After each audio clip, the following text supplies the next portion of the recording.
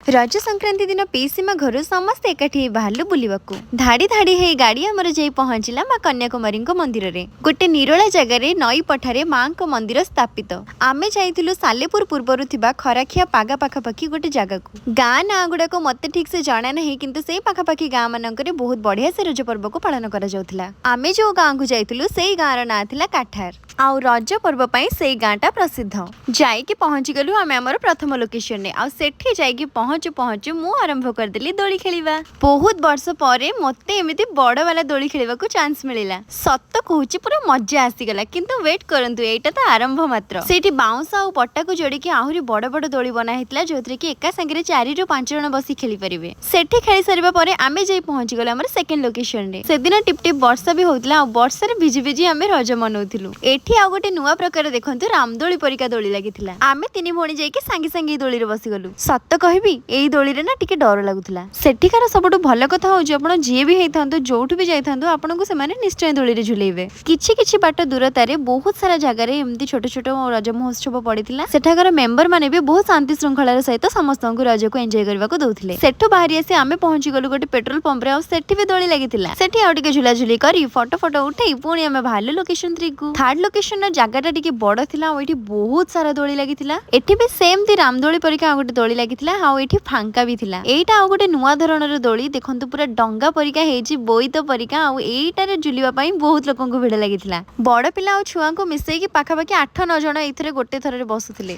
ए दोली रे बसिबा पई आमे 4 जण पाखापाखि 15-20 मिनिट वेट करथिलु किंतु एते लोक भिड़ भितर आ हेलानी। मु किंतु कही काहे कि झुली देली सेमानक पाळी आ पडिलानी। एई वर्ष रज को मु बहुत बढ़िया से एन्जॉय करछि। आ आपण मानक रज केमति बितिला मते कमेंट रे जणांतु। वीडियो भल लागितिले चैनल को सब्सक्राइब करंतु। रहूछि नमस्कार।